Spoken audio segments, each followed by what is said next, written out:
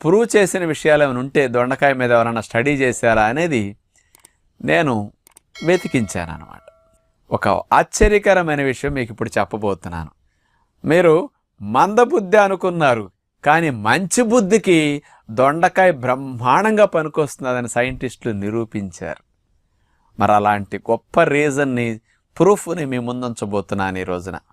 2018 సంవత్సరంలో Visvesvarapura institute of pharmaceutical sciences Bengaluru వారు పరిశోధన చేశారు దొండకాయ మీద.